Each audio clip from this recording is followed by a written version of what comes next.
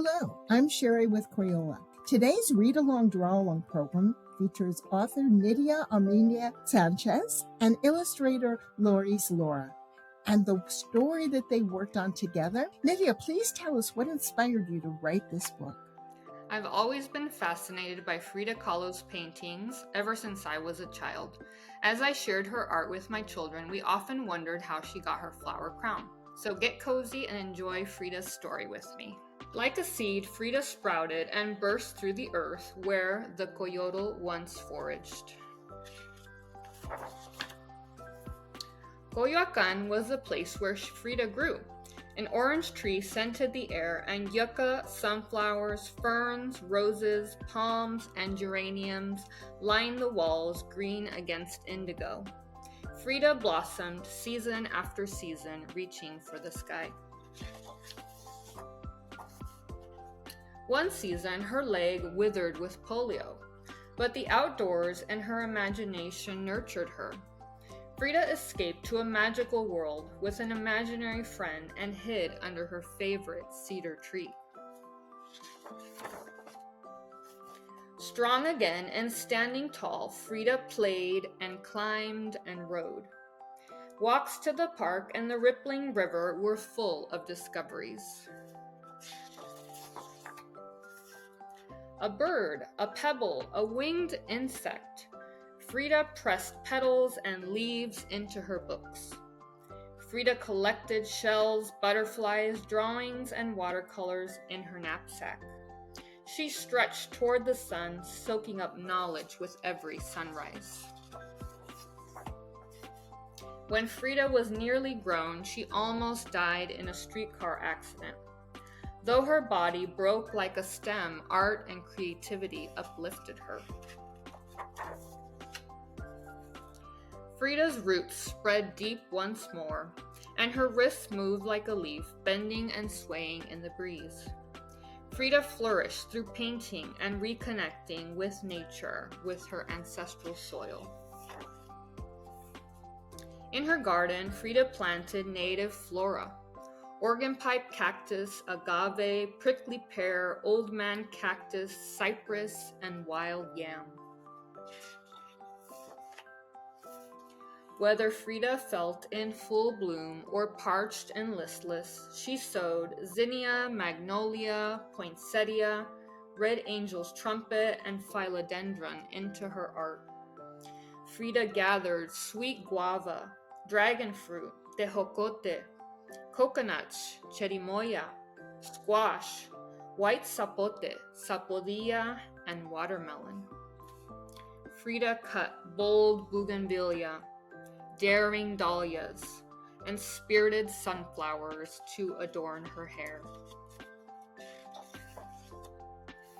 A flower crown braided with ribbons, a flower crown woven with inspiration, a flower crown rooted in love.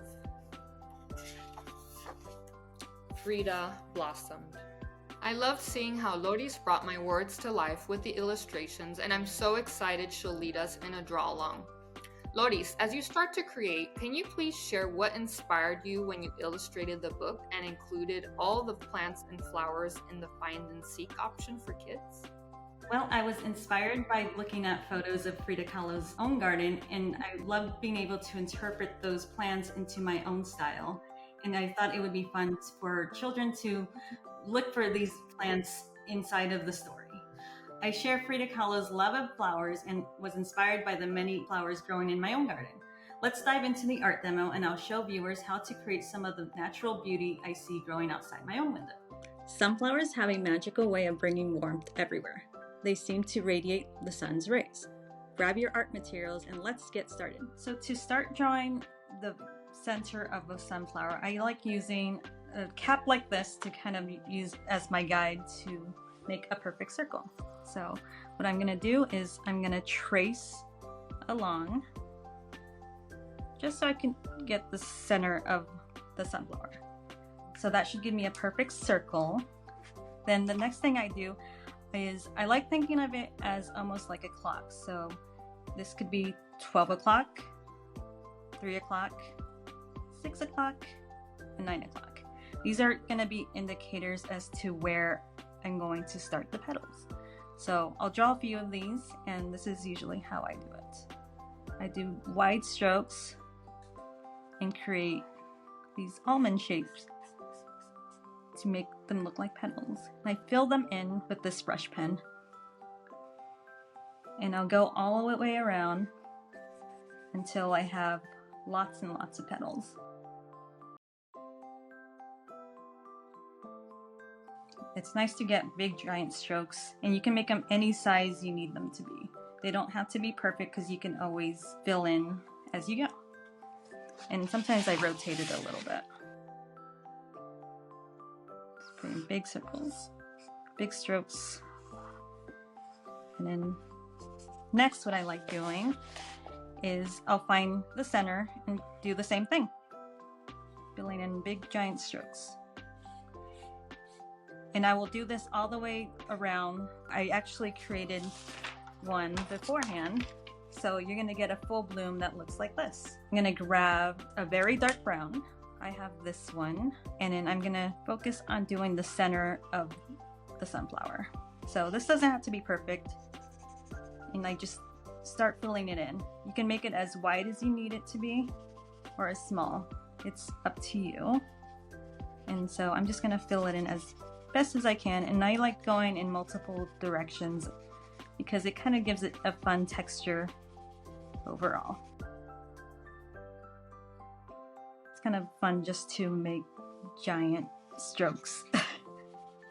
So once it's filled in, it feels like a pretty good sized circle. I'll get a green crayon. Luckily I have this one, which is a bold and bright green crayon, and I'll just do little circles all around. They're almost like polka dots. You kind of let them bounce around in this space over here. And if you don't want to do green, you can choose something else. I like green because I think it pairs really nicely with the yellow. Just create lots and lots of polka dots. It might take a while. The result is always fun. I'm getting a variety of different circles. Okay, there we go. Next, I'll take this lighter brown, and I'm going to outline each one of these. I'll do a few at a time, and then I'll fill them all in. Because afterwards, what I'm going to do is I'm going to color around these green little circles. It's always nice to get a lighter brown next to a darker brown because you start seeing the different shades of brown and getting contrast, which is always great to have when you're drawing those. So I have it all outlined now, and so now what I'm going to do is go in with my marker and start filling in these shapes. And at the same time, that original yellow circle, I'm going to be tracing over it so that we know where that circle is at. So just using a big stroke. And if it's a little bit uneven, that's okay. Another thing you can do with this, if I wanted to go over this brown with another brown, say if it's crayon or something like that, you can get variations of brown inside your illustration. You can see how the outer circle of the center of the sunflower is starting to form. So again, like the center of the circle, it's kind of nice to go in different directions because you get a different texture as you work. I'm gonna go back over here. And that should complete the outer side of the sunflower. That is very similar to the flower that is in Frida Kahlo's flower crown. And then if I wanted to do the stem, what I'll do is I'll make a line straight down this way, then put a leaf sticking out, and I make an interesting stroke like that. Now if I want a leaf coming forward, I kind of think of it as a little triangle.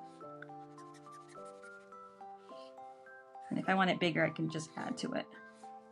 That's the nice thing about these markers. And there you go.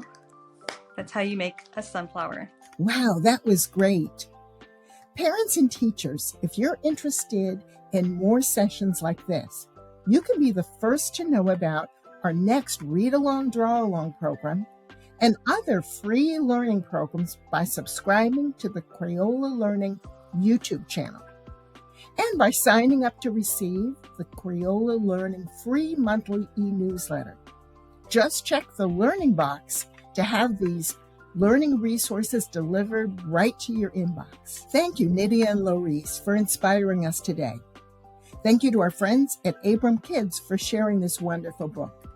And a very special thank you to all of you who've joined us today. Enjoy the flowers blooming around you. Thank you, Cheri and Crayola, for having us today. I hope you enjoyed the reading of Frida Kahlo's Flower Crown. Please remember to keep growing in your own direction and watch your crown bloom. Thank you. I hope everyone feels inspired to draw from nature. Bye-bye.